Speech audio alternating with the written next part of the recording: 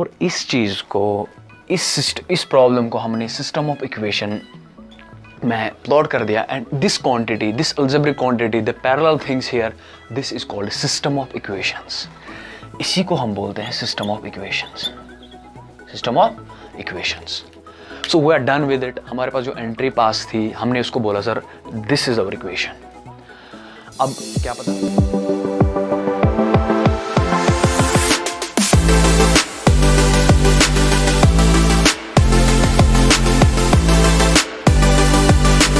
Hello and welcome to Zadvi Academy, where leaders grow.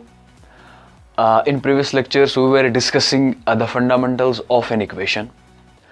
To be more precise, पिछले lectures में हमने equation के बारे में बात करते थे। उसमें डिफरेंट टाइप्स ऑफ इक्वेशंस हमने डिस्कस करी थी, पॉइंट्स लो form, intercept form, standard form, general form, different types. And we also deal with what do you mean by slope, different things related to that very equation.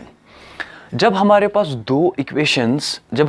Equations मतलब pairs में होते हैं, कभी mathematics में हमको given होते हैं कि इक्वेशंस जब एक सिस्टम बनाते हैं, हमारे पास एक इक्वेशन अब नहीं है, we are dealing with 2 equations, 3 equations and so on. यहाँ पे हम यूजुअली 2 इक्वेशंस के साथ डील करते हैं। उस स्टडी को हम बोलते हैं system of equations. This is our third we can say third topic about the algebra. We are continuing our series. तो सिस्टम ऑफ इक्वेशन का क्या मतलब होता है? देखो सर, सिस्टम ऑफ इक्वेशंस का मतलब होता है कि इसमें हमारे पास जो टॉपिक्स है वो कुछ यूँ है, मैं आपको ऐसे गिनाता हूँ। What do you mean by solution of an equation, what do you mean by infinitely many solutions, what do you mean by one solution, no solution, इसमें हम डील करेंगे। पहले हम देखेंगे थोड़ा सा introductory part with a story। एक story मैंने बनाई है।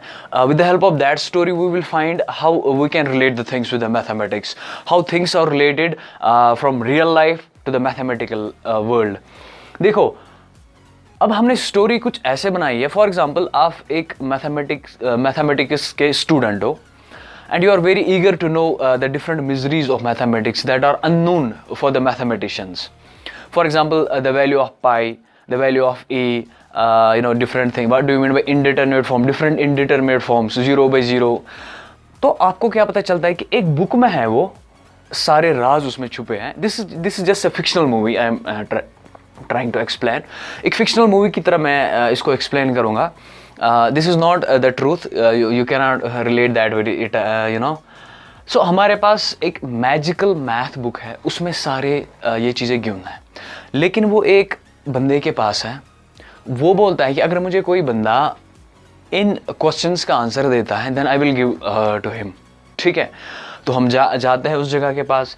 हमारे पास जब एंट्री होती है उस जगह पे, फॉर एग्जांपल कोई मकान है वहाँ पे, या कोई मतलब कोई पार्टी है वहाँ पे, जो भी है, वहाँ पे एक एंट्री पे हमको एक बंदा मिलता है। वो बोलता है सर एंट्री के लिए आपको एक पजल मिलती है, if you are going to solve it, if you are going to मतलब आप इसको क्रैक करते हो then you will get the entry पास।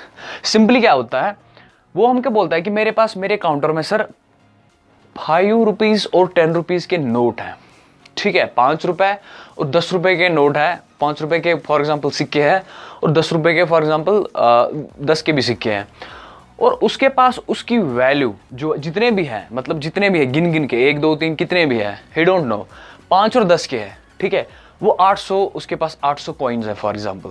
ठीक है, और जो ये हमारे पास एक चीज़ गिवन है, फिर से मैं रिपीट कर रहा हूँ, हमारे पास 5 और 10 रुपये कॉइन्स जो है उसके काउंटर में वो 800 यूनिट्स हैं, यानी 5 रुपये के कुछ होंगे, 10 रुपये के कुछ यूनिट्स होंगे। ठीक है, और दूसरी इंफॉर्मेशन हमारे पास है, और जो उनकी वैल्यू है, यानी अगर हम उनका वैल्यू देखेंगे कितने पैसे बनते हैं, ये मतलब ये कॉइन्स मिला के कितने पैसे बनते हैं, that's 5000 rupees. 2 equations, 2 scenarios that are related to each other. एक रियल लाइफ सिचुएशन है, हमको एंट्री पास करने के लिए इसको क्रैक करना होगा।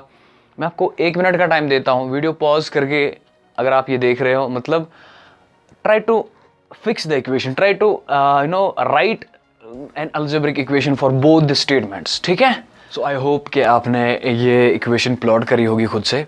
सो जिनको थोड़ी सी डिफ़िकल्टी आई, लेट्स सी टुगेदर कैसे हम इससे डील करते हैं। हमारे पास जो रिडल थी वो कुछ इस तरह से थी कि हमारे पास जो 5 रुपीज़ और 10 रुपीज़ के जो कॉइन्स हैं वो 800 उनकी क्वांटिटी है, हमारे पास है 800 क्वांटिटी है, ठीक है। So how algebraically we manipulate this things. देखो सबसे पहले हम जनरली मतलब नंबर्स इनको हम एक वेरिएबल्स इनको कहते हैं, उनमें रिप्रेजेंट करेंगे। देखो हमारे पास x है, that's number of 5 rupees coins. यहाँ पे थोड़ा सा नंबर पे ध्यान दो, नंबर ऑफ 5 रुपीज़ कॉइन्स, यानी हमारे पास 5 रुपए सिक्के कितने हैं उसको हम x से रिप्रेजेंट करते हैं। और हमारे पास जो y है, that's number of 10 rupee coins. हमारे पास 10 रुपए के कितने सिक्के हैं वो हम y से रिप्रेजेंट करते हैं। We don't know x and y at all, हमको पता करना है कि वो कितने हैं, ठीक है। तो फर्स्टली हमको बताया जाता है कि इस चीज़ का जो हमारे पास जो क्वेश्चन करता है, इस चीज़ का हमको बताइए सर, इसकी इक्वेशंस हम कैसे बनाएंगे, सिस्टम ऑफ इक्वेशन कैसे बनाएंगे। तो क्या होता है कि हमने x और y से इनको रिप्रेजेंट करा। हमारे पास पहला स्टेटमेंट जो था वो था कि जो हमारे पास x एंड y जो उनकी क्वांटिटी है वो 800 है, यानी अगर हम x और y को मिलाएंगे, उनको गिनेंगे, 5 रुपए कॉइन और 10 रुपए के कॉइन, हमारे पास जो क्वांटिटी आएगी वो आएगी 800। Simply we will write it x plus y is equal to 800, यानी हमारे पास 5 रुपए के कॉइन्स और 10 रुपए के कॉइन्स 800 क्वांटिटी के बराबर आते हैं। सिंपल बिल्कुल ईजी था।